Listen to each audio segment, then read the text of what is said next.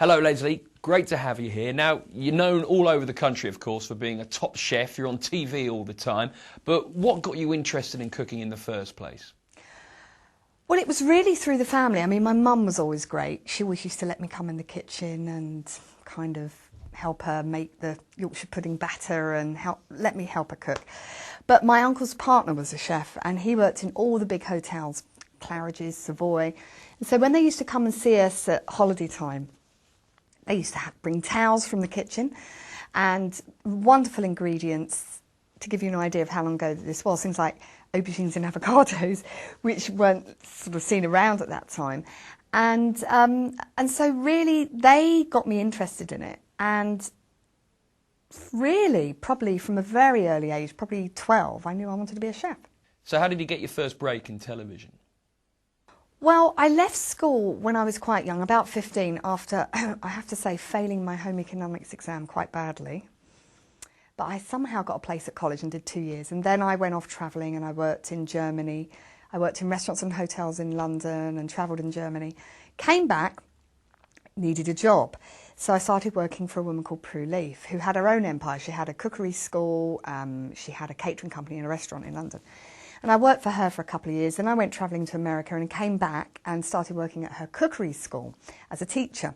And while I was there, somebody at the cookery school knew someone starting up in cable television. And they were doing a new children's programme and they were looking for a cook. They were looking for someone very young, which I was then, and punky, and I was, punky hairstyle, and I got the job. So that was my first introduction into television. I remember it very well. It was presented by, you're probably too young to remember this, but there was a programme called Magpie in the 70s, and there was a guy called Mick Robertson who looked a bit like T-Rex. He was a lovely guy, and he presented it. And I was the cable cook, and that was my first intro.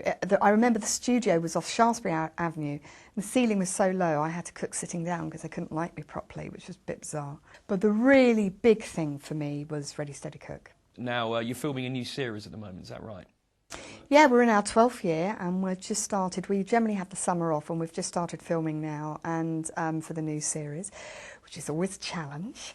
I've been doing it for 12 years and I still get nervous. Who's your most feared opponent on Ready Steady Cook? All of them, I think. They're all very, very talented. I've got a huge soft spot for Ainsley. I've known Ainsley for a long time. Often people say to me, you know, doesn't he get in the way? Well, I have to say, no, he doesn't. He's lovely. He really helps. I've known them all for such a long time. They're all incredibly talented, really. James Martin, I think, is a hard one to beat. You know, I mean, he does beautiful food and he's also loved by the ladies. And he's always a hard one to beat. And I'm sure it can't be too easy. Have you ever had any nightmares at all?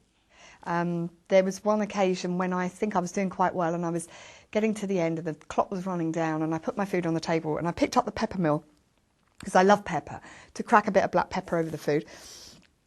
And as I turned the pepper mill, 150 peppercorns came out of the pepper mill all over the food. And Ainsley and I desperately trying to pick them out. And they said, cut, you know, and it was just full of peppercorns. And I remember the producer coming out, she said, oh, bless, she said, don't worry. She said, people will love it when things go wrong. And I think people do, they like it. Not in a nasty way, but they like it when things go wrong because we're all human. Now, another TV chef, Jamie Oliver, he's been doing his Healthy Eating at Schools campaign. But of course, it ran into a bit of controversy recently when there were some parents passing chips and junk food through the railings at a school. What did you make of all of that? Well, I don't know. I just think it's a bit crazy, frankly. I mean, I think what Jamie Oliver does is fantastic. He has been incredibly successful. And what I like about Jamie is that he puts a lot back in. And I think what he's done is brilliant. And I would really like to see now cookery being put into schools as a subject, just like maths or English. It is important to know how to cook. It's one of the most important things to be able to cook yourself a good meal and nourish. And it should be introduced not when they're in their teens, but from preschool. So it just becomes a subject. We do quite a lot of children's workshops and I've found that the parents are just as interested as the kids, and that's because there's a lost generation out there of people that were never taught how to cook.